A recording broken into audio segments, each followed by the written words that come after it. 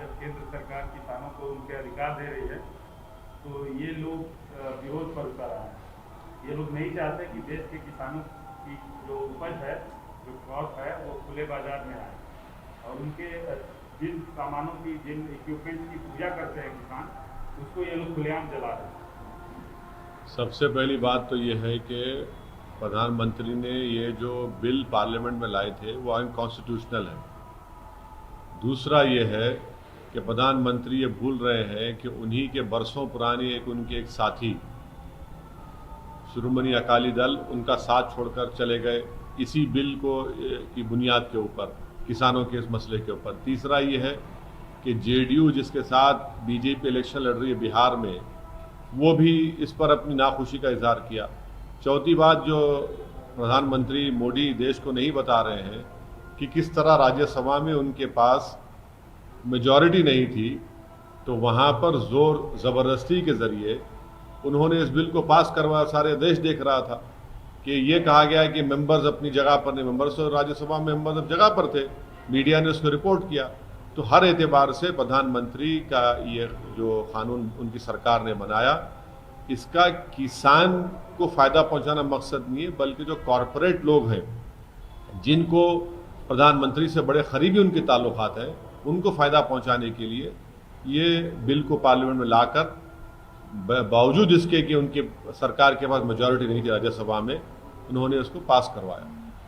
Sir, ये आपको क्या लगता है, जब इतना बुरा है ये बिल, तो कृषि प्रधान एक तरह से स्टेट है बिहार, जहां आप भी पार्टिसिपेट कर रहे हैं इलेक्शन में, आपको लगता है कि उसका खामियाजा इन लोगों को भुगतना पड़ेगा? नहीं, बीजेपी आरएसएस, बीजेपी की जो सबसे बड़ी ताकत है वो आरएसएस है। आरएसएस के जो किसान उनका संघ का जो हिस्सा है वो इसका विरोध कर रहे हैं, तो प्रधानमंत्री उनको समझाए ना। प्रधानमंत्री के आरएसएस को नहीं समझा सकते। अगर प्रधानमंत्री वो बनते हैं तो आरएसएस की वजह से, तो आरएसएस को समझाएं। इससे ये बात साफ जाहिर हो रही है कि हर सेक्शन इस जो उन्होंने बनाया उसका विरोध कर रहा है, उसका अपोज कर रहा है। सर, ये कहा जा रहा है कि ये पॉलिटिकल पार्टियां वो कर रही हैं किसानों में, क्या आपको लगता है वाकई इस बिल को लेकर गुस्सा है? तो आप एक काम करिए ना, प्रधानमंत्री को जरा पंजाब जाने के लिए बोलिए, हरियाणा जाने के लिए बोलिए। और हरियाणा का चीफ मिनिस्टर क्यों कह रहा है कि बाहर के लोग क्यों नहीं आ सकते? ये तो कॉन्ट्रडिक्शन है, एक के बाद एक गलती कर रहे हैं। प्रधानमंत्री इस तरह का ट्वीट करके अपनी बेबसी और अपनी परेशानी का इजहार कर रहे हैं, अपने फ्रस्ट्रेशन का इजहार कर रहे हैं, बुरी तरह एक्सपोज हो रहे हैं देश के सामने।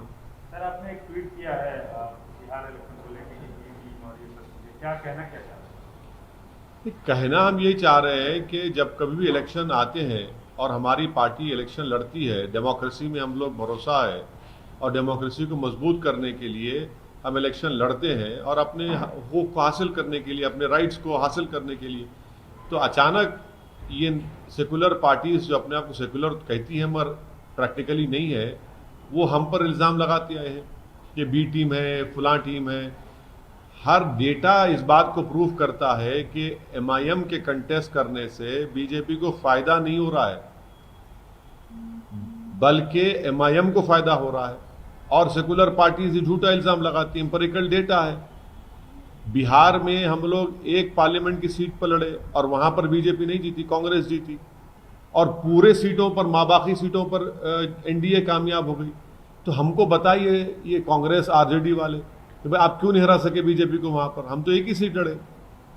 महाराष्ट्र में हम एक सीट लड़े, औरंगाबाद में, वहाँ पर इम्तियाज़ जलील ने 22 साल के एमपी शिवसेना के को हरा दिया, और फिर कांग्रेस एनसीपी शिवसेना के साथ गोद में बैठ गई है, पावर शेयर कर रहे हैं। वो क्या सेकुलरिज्म है? आप मंदिर निर्माण के लिए आप ईंट भी जाते हैं, वो सेकुलरिज्म है? ये सब इनकी हिपोक्रेसी है और देश इसको देख रहा है। और मुझे यकीन है कि अब के बार बिहार के इलेक्शन में बहुत अच्छा रिजल्ट आएगा और इनका सेकुलरिज्म, एक इनका हिपोक्रेसी है, बुरी तरह एक्सपोज हो चुके हैं।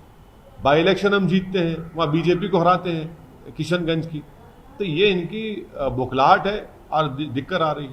सर, आप हमेशा बीजेपी को रोकने की बात करते हैं, बिहार में आप कर सकते थे, बीजेपी को रोकने का आप कर सकते थे, कुछ पार्टियों से हाथ मिला सकते थे, गठबंधन कर सकते थे, लेकिन आप जिस तरह से लड़ रहे हैं, आप पे ये आरोप लग रहा है कि आप बीजेपी को चलिए, अरे हमने तो एक बिहार के एक बहुत बड़े लीडर के साथ, उनकी पार्टी के साथ हमने गठबंधन किया है, यूनाइटेड डेमोक्रेटिक सेक्युलर अलायंस। हमने देवेंद्र प्रसाद यादव साहब हमारे कन्वीनर हैं।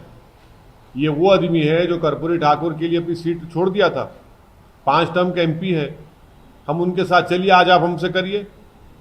आप तो हमसे बात करने को तैयार नहीं है, मगर हम देवेंद्र प्रसाद यादव साहब के साथ अलायंस किए हैं और हमको पूरा यकीन है कि बिहार की जनता हमको अपनी मोहब्बत से और अपने भरोसे से नवाजेगी और आप देखते रहेंगे कि हम कैसे आगे बढ़ेंगे।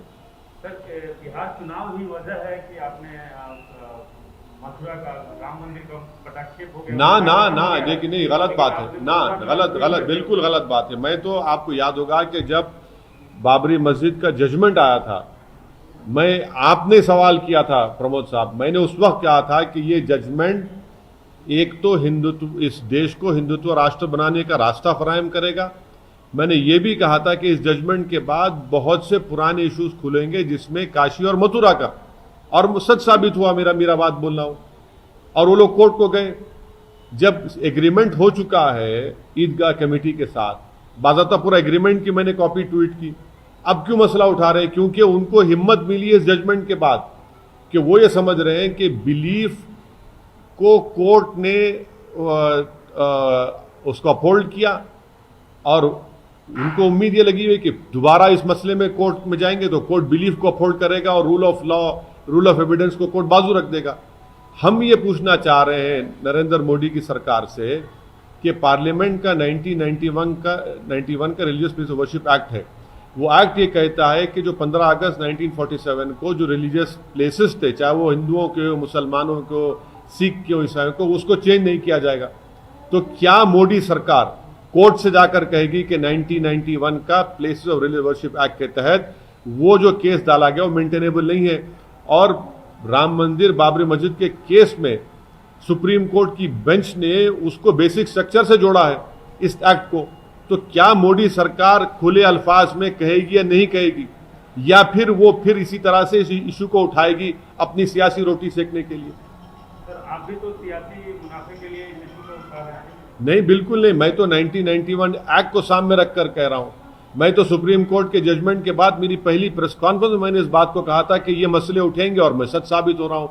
अब देखना यह है कि मोदी सरकार उस पार्लियामेंट के कानून का लिहाज रखते हुए उसको अमल करेगी या फिर अपने सियासी फायदे के लिए इस तरह से ये आरएसएस के ऑर्गेनाइजेशंस को प्रमोट करते रहेगी, ताकि देश दोबारा वो जो टर्मोइल से गुजरा है 89 से 80 से लेकर 1992 उसके बाद, क्या उसको दोबारा झोंकना चाहेंगे उस आग में? ये तो मोदी सरकार को बताना पड़ेगा। सर, एक और घटना उत्तर प्रदेश में हुई है, लॉ एंड ऑर्डर की सिचुएशन है, एक महिला के साथ गैंगरेप हुआ है, 4 लोगों ने किया। इस देश में जब तक इस देश के मर्द लोग महिलाओं के ताल्लुक से, खवातीन के ताल्लुक से अपनी ज़हनी गंदगी को साफ जब तक नहीं करेंगे, ये जुल्म होता रहेगा। और ख़ास तौर से जुल्म होता है उन महिलाओं का जिनका ताल्लुक दलित तबके से, माइनॉरिटीज से, शेड्यूल्ड ट्राइब, शेड्यूल्ड कास्ट से होता है, और ये बढ़ता जा रहा है, रुकने वाला नहीं है, बढ़ता जा रहा है। और तीसरी बात ये कि उत्तर प्रदेश में ठोक दो की सरकार है, रूल ऑफ लॉ के ऊपर अमल नहीं करते। ठोक दो, क्या ठोका आपने? क्या आपने रोका इन लोगों को? 19 साल की लड़की, इतना बुरी तरह उससे बर्ताव किया गया उससे। आप बताइए उसका क्या हो रहा है फिर? आप बताइए, उसका रेप हुआ, उस बच्ची के स्पाइनल कॉर्ड तोड़ा गया, जबान को काटा गया। क्या कर रही उत्तर प्रदेश? ठोक दो बोलेगी। ठोक दो से नहीं होता है, आपको इन्वेस्टिगेशन सही करना पड़ेगा, आपको रोकना पड़ेगा इन ऑफेंसेस से पहले। आपकी पुलिस को तो आपने छूट दे दिया है कि गोली मार दो। अरे गोली मारने से होता है? इसके लिए बहुत जरूरी है कि कानून का डर ऐसे शैतानों के दिलो दिमाग पर पैदा होना जरूरी है। इनको कानून का डर ही नहीं है, क्योंकि उत्तर प्रदेश की सरकार ने कह दिया कि ठोक दो। ये ठोक दो की पॉलिसी इन वाकयात को नहीं रोक पाएगी जब तक कानून का डर नहीं पैदा होगा। आप बताइए कि मध्य प्रदेश में एक डीजी लेवल का ऑफिसर, उसका वीडियो वायरल होता है, वो अपने घर में अपनी वाइफ को पीटता है। अरेस्ट क्यों नहीं करते उसको आप कि बोले कंप्लेन करो? कंप्लेन क्यों करेंगे? जब सारी दुनिया ने उसको वीडियो देख लिया तो कंप्लेन की जरूरत है सरकार को। और चीफ मिनिस्टर कहते हैं कि भाई हम उनको ड्यूटी से रिलीव कर दिए। जो पुलिस जिसकी हिफाजत करना है वो अपने घर में अपनी बीवी को पीटता है, क्या कॉन्फिडेंस क्रिएट कर रहे हैं महिलाओं में आप? और उत्तर प्रदेश में तो आपकी ठोक दो की पॉलिसी है। तो ये बहुत जरूरी है कि पुलिस और कानून का डर उस वक्त पैदा होगा जब ये ठोक दो की एनकाउंटर की पॉलिसी खत्म होगी। जब तक आप एनकाउंटर ठोक दो करते रहेंगे, इन लोगों में क्या डर पैदा हो रहा है? शमशाबाद में आपने ठोक दिया, मोइनाबाद में इंसिडेंट हो गया। तो इन पुलिस का और कानून का डर उस वक्त पैदा होगा जब रूल ऑफ लॉ पर इंप्लीमेंटेशन हो।